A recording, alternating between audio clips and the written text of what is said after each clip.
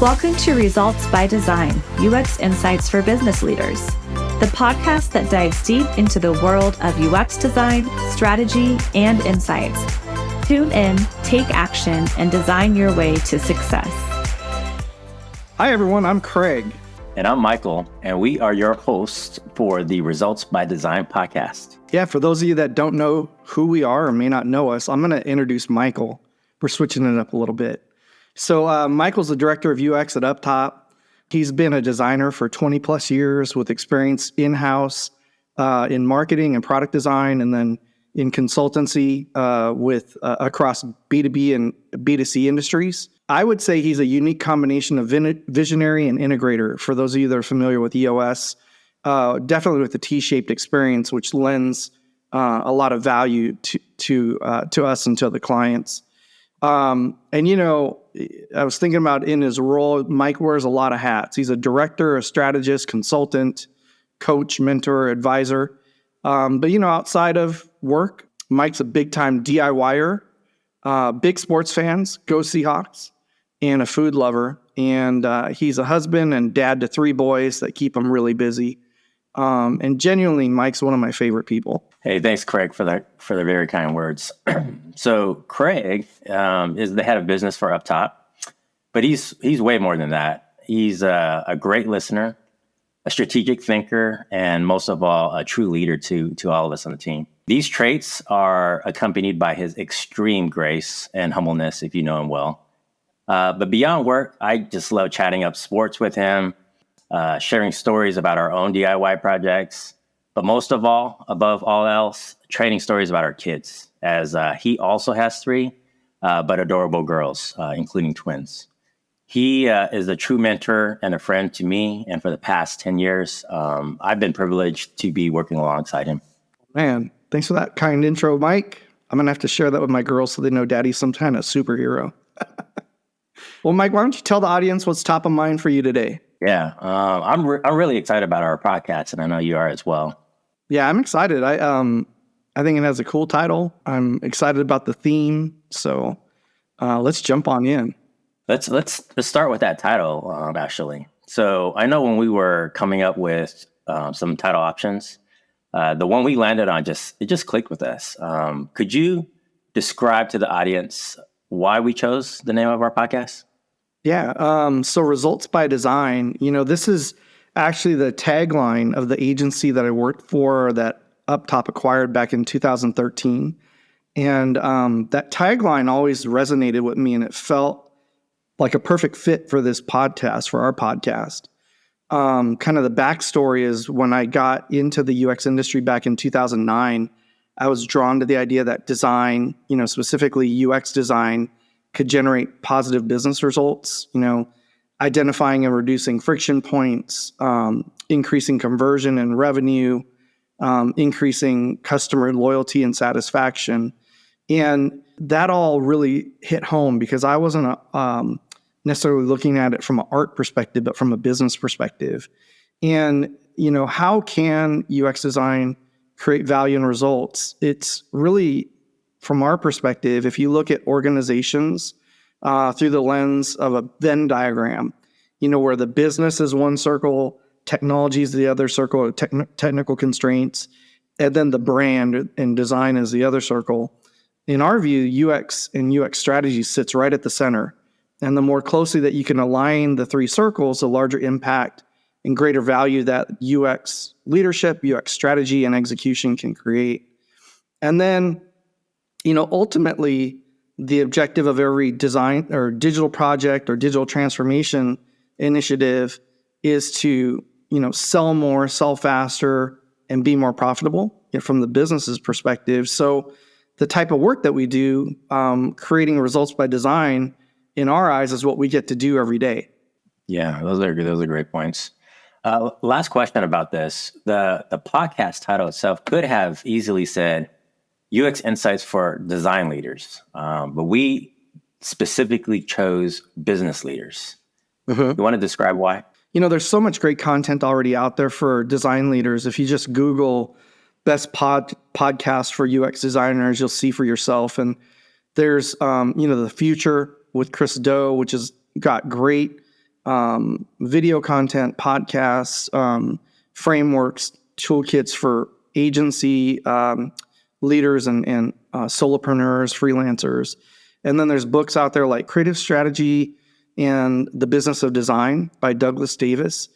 That book is specifically for designers to learn the language and understand business so they could communicate better with business leaders. So we didn't want to create content or be speaking in an echo chamber, talking to design leaders about the value of UX or the impact of UX, kind of navel gazing. But, kind of working backwards or looking backwards, back in 2012, Gartner predicted that UX would be a key differentiator for businesses. And that's proven to be true. But for a long time, for those of us in the UX space, there had been this disconnect between what business leaders believed UX designed to be and how best to leverage UX leadership and strategy to achieve their desired business outcomes. I mean, years ago, we don't hear it as much now. And if we do, we run for the hills. But years ago, you'd have business leaders come up with mocked up ideas and then say, well, just make it pop or add some sizzle to it. Or we'd be reviewing wireframes with them to show the user flow. And they'd say, well, can you add some wow to it? And those types of things. If you've been in the industry for a while, you've probably heard that or you remember those things. Hey, they still do, by the way. You still hear that every so often. Well, our goal, and you remember this back in like 2013, 2014, was to get more involved in strategic work. And we've done this by being able to educate business leaders about the value of UX, incorporating design thinking and lean UX methods into solving complex business problems, identifying friction points in the customer journey and reducing that friction by applying design and technology, and using a structured process to gain executive buy-in and alignment on a vision. And so we want to share these insights with business leaders to help you explore innovative approaches to enhancing your products and services, optimize customer interactions, and ultimately drive success for your business or your organization. Over the past 5 years, what changes have you noticed in business leaders related to UX? Their understanding of UX, the openness to UX. Is it seen as strategic or tactical? What do you think these changes can be attributed to? Yeah. Honestly, in the past 5 years, I think we've seen a lot of maturation of the industry as a whole. We're at least 15 years into this now before I first heard the term UX being thrown around regularly. I mean, back then it was, web design was the common word. So I think there have been endless resources written, spoken about the topic, as you said earlier. So the exposure has definitely helped with awareness. But one specific area to note has been research. I remember, it used to be that clients wanted to jump straight into design solutions. And, it was very difficult to sell research by convincing clients of its value and place in the design process. But now it's not like that. Folks, we talk to expect it to be part of the design process, which is great. That's what we've been waiting for. And like I said, it's really matured. I think business leaders, the true business leaders realize that the direct value that UX brings to their customers or users, because of this, they have to integrate it into their product strategy in order to compete in today's marketplace. It's just so tough out there. So you have to find that competitive advantage.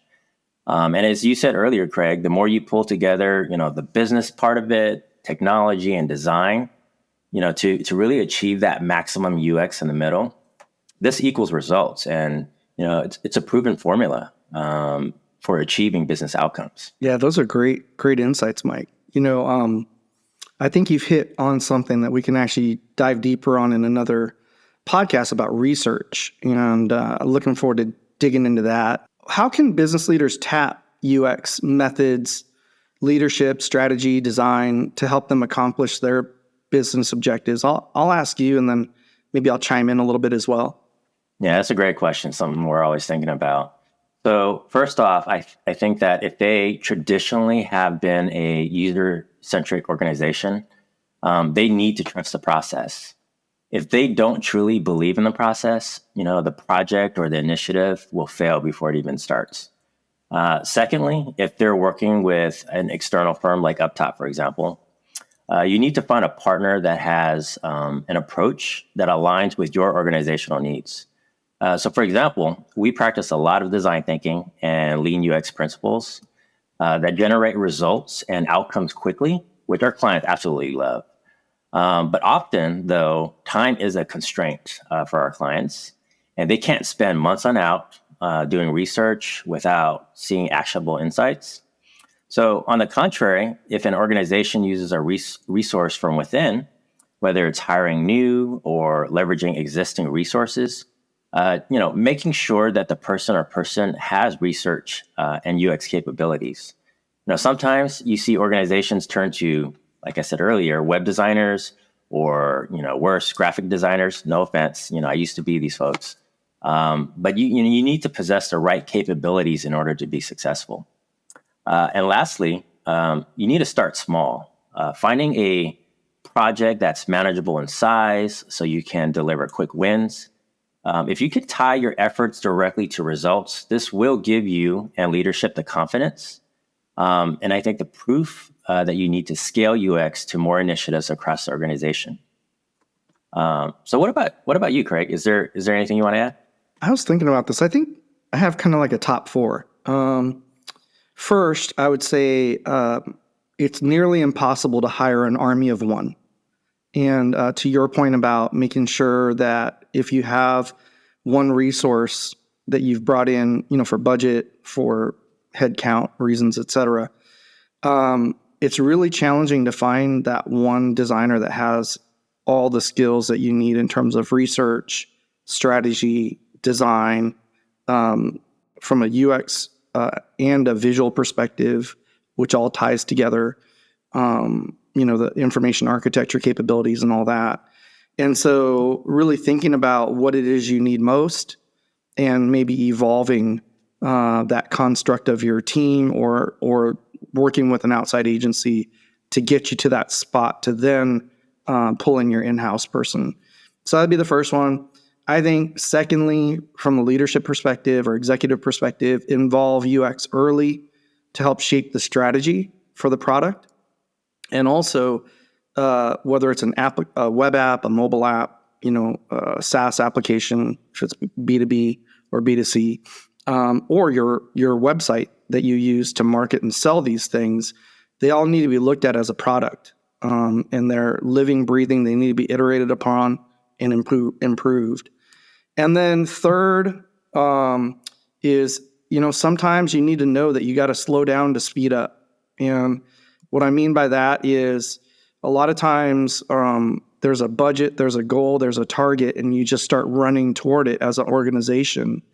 And where we see big gaps a lot of times is in the requirements, elicitation, and definition, making sure that, the business objectives, the technical constraints, the brand, and the user's requirements are all defined so that the product can then be built in the right way, and using research as a scoping tool. Because if you can do research up front, you actually can reduce the amount of features, functionality, et cetera, to hit the mark with that end user that you're targeting to then become successful in that V1 and then add to it with their feedback. And so I think, trying to understand that you may have to slow down to speed up. And then the last thing is leverage UX designers, methods, leadership as an executive to help you gain alignment across silos. There's so much power in stakeholder interviews. Designers by nature have empathy and are trying to tease out that empathy from those interviews, and then coalesce all that information and do workshop it across cross-functionally to gain that alignment. So those are the four things I would add to what you said. Yeah, those are good points. So Mike, tying back to our podcast title, Results by Design, how how can a results-oriented approach to design enhance a company's overall business strategy and performance? Yeah. I think I've touched on this in a previous answer, but it goes back to what you were saying, Craig, about outcomes that we help drive for our clients. That is, we help businesses sell more, sell faster, be more profitable. Businesses want to minimize risk, and delivering consistent results and solutions that have a positive effect on business KPIs and outcomes, that you desire, is foundational, I think, to executing your product strategy and vision. Let me ask you a question. Sure. So let's try and put this in context for our audience. Can you share a success story that you can think of where a company's emphasis on UX design directly led to significant business growth or improved customer satisfaction? Yeah, there's a number that I can think of, but I'll use this as the example. So we've been working with Amazon Returns to redesign the return experience on Amazon.com. And the challenge that they faced was as Amazon added new methods for someone to return, a customer to return, new location options for dropping off or having the return picked up, et cetera. They presented those options in the legacy return experience and or the current return experience, we'll call it. And the result of that was that they had a higher than desired number of customer contacts, people calling, using chat, email, et cetera. And their goal was to reduce the number of customer contacts to customer support, and then also improve the overall satisfaction with the return process. And so we worked with Amazon product management and UX leadership to design a centralized return experience that enabled customers to view, track, and manage their returns in a more streamlined and frictionless experience using key visuals and dynamic content, things like that. And then we took that and performed usability testing of 32 concepts in 7 countries and 5 languages, and then took the new post-returns experience through Amazon's CX bar raiser, CXBR process for final approval. And based on the research and projected outcomes, or based on the research, their projected outcomes were they were expecting a 7% increase in customer satisfaction over the existing experience, and then a 54% decrease in customer support contacts per year.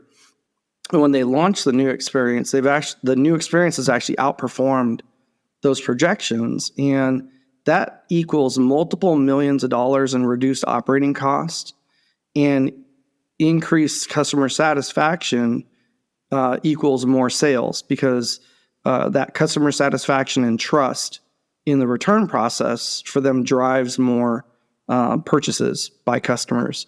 So really it ends up being a triple win. That idea of sell more, sell faster, and be more profitable as the objective of a digital project or a digital transformation. Yeah, this is a great example and a case study in the making, and a very exciting project, I know, for our team. Yeah, absolutely. What are some key indicators or metrics? And you touched on some of them above in that story, but that business leaders should consider when evaluating the impact of UX on their bottom line. How about you take that first, and I'll follow after with my thoughts. Okay. Well, I'm going to think about it through the entire customer journey, like a B2B type example. So, pre-sale to sale, some of the metrics might be the number of demos or trials that are booked, or number of qualified leads and the quality of those leads that are generated, reducing the length of the sales cycle, or the number of touches that the sales team makes before a sale converts. Then once the sale happens, during onboarding, it's, looking at adoption, usage, satisfaction, and then churn, how many people drop off or don't use the product or the tool. And then for support, incorporating self-service and reducing the number of customer support contacts would be some of the ones that I would think of top of mind. Yeah, and I feel like with any one of these topics, we can do an entire podcast, like you said, right? Alone on it. I think you hit on a lot of those top level metrics. Some additional thoughts that I'd probably include, and it's getting a little bit more granular, I think, at this point is, when we think about conversion rates, there are purchases, registrations, signups. You look at engagement, there's, number of pages viewed, time on page, downloads, and then there's things like time on task. So, for example, how long it takes a user to, for example, file a claim or return a product, find the information they need. There's, customer satisfaction. And as an example, how positive or not a customer views the brand or the organization. There's reviews and ratings, abandonment, et cetera. And finally, one metric that is often neglected, which is quality of operations. And what I mean by that is, the employee experience or the internal efficiencies when your organization is operating, whether they're operating smoothly and, is churn minimized? Are you able to deliver better quality to your customers? So that internal part of it is a huge piece of it that definitely impacts the external experience. Oh, yeah, absolutely. Yeah, for sure. So, well, we covered a lot today. Like you said, Mike, some of these we could do an entire episode on. So we'll have to do a deeper dive on those topics in a future episode. How's that sound? Yeah, for sure. Look forward to it. All right. Okay, then. Well, we hope you enjoyed our conversation today. I mean, I certainly did. And Mike, if people want to learn more about UpTop or connect with you, where should they go? Yeah. So visit our website at uptopcorp.com. You can find our company page on LinkedIn. You can explore more content on our YouTube channel, UpTop UX. And lastly, you can find both Craig and I on LinkedIn. Yeah, we'd love to connect. And so that's it for today's show. Join us again as we explore innovative approaches to enhance your products and services, optimize customer interactions, and ultimately drive success for your organization. Tune in, take action, and design your way to success. We'll see you next time. Right. Thanks for tuning in to Results by Design. If you liked this episode, be sure to like, share, and subscribe to our YouTube channel. We are also playing on all your favorite audio streaming podcast platforms, so stay connected and join us for the next one. Results by Design is brought to you by UpTop. Our mission is to equip business leaders like you with the knowledge and tools needed to leverage UX methods and strategies to achieve tangible business outcomes and create lasting value. Whether you're a seasoned executive or just starting to explore the world of UX, Results by Design is your go-to resource for unlocking the potential of user experience to achieve remarkable results. Tune in, take action, and design your way to success.